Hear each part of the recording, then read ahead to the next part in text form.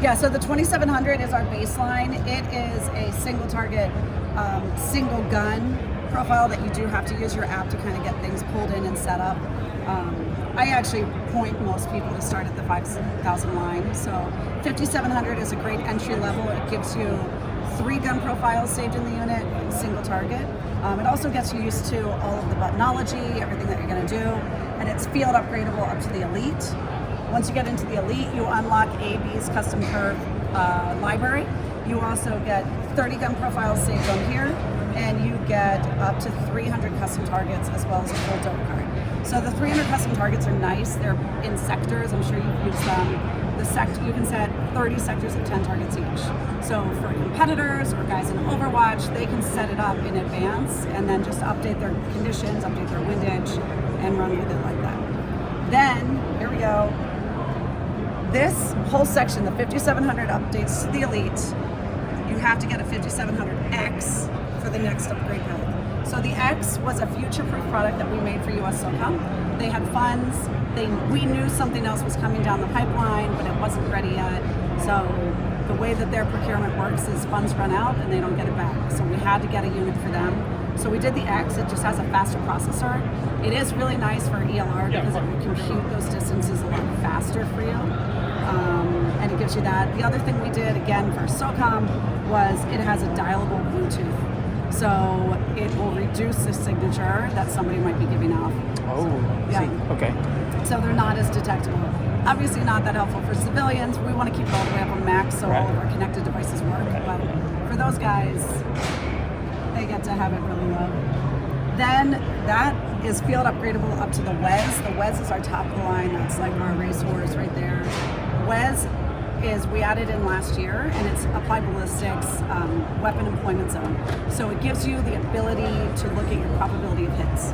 So it's a full statistical analysis tool. You can put in all of your uncertainties. You can compare your gun profiles and see which rifle or which weapon system is going to shoot best in the conditions that you're going to. So it's a pretty cool comparative tool that you can look through, look at your guns, say, I got to shoot this match that I'm going to, this place, this hunt, whatever it is, we have to shoot out to 2,000 meters, and it'll give you which one has that best probability of hit and help you pick your before you even move. Is it going to be going off of, like, is it looking at BC? It looks at everything. Every so this option does that add in your gun profiles now. Once you have the WEZ, SD, and your precision of your weapon system are part of your gun profile, and it travels with your gun profiles. Because that SD, we have to know what the cone of fire is to then give you what your predictive hit probability is. Very cool. Is that going to change when you add the wind? Let's say you put 0 wind. Absolutely. And then you add the wind, that'll show different on there? Yeah. Okay. And then you also input what is your wind uncertainty. So first rounds, wind uncertainty is pretty high. You know, you don't know, but you can put in what your wind uncertainty is going to be, how many miles per hour fluctuation, and you'll see that's the biggest thing to bring those percentages down. Not knowing the wind is it's the bane of every shooter's dream, right? So of course that applies here. That's got all my typical stuff in my dope book, but then I got all this stuff that like nobody wants to do at the range. Yes. So I'll figure out like my target size and 1 mile per hour wind, and I'll figure out what it's going to take for my for the wind to push the bullet completely off target. Right. I'm going to detect my low wind, my high wind. Probably my wind reading, I'm going to say 2 miles an hour air, maybe 3.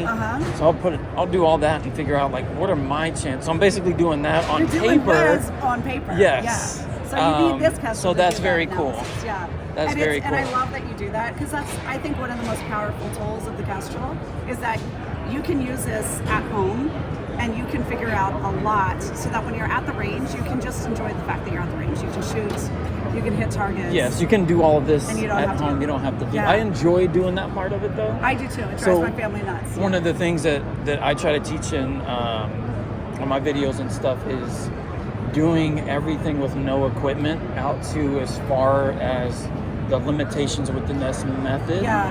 And then once I get to, so like my 308 700 yards with my 6.5. I think 860 with the method and everything I use. Once I'm at that range, then it's like time for the Kestrel. Yeah. Or time for something else. And it's always like, you know, you guys got your phones, your batteries are gonna die. I've been out in the heat and my phone just quit. It blank screen because it got so hot.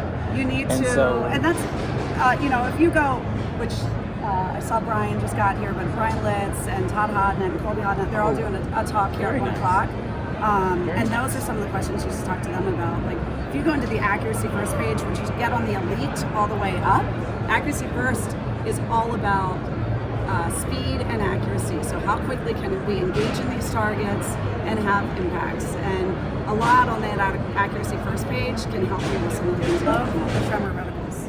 Tremor reticles with the wind dots. Yes, I haven't done one You yet. have to. They're phenomenal, especially if you're doing wind bracketing and you're doing that kind of stuff. Because you can just bracket. If you have a 4-mile-per-hour gun, it's really easy to just bracket between two wind dots. It simplifies all of the bracketing.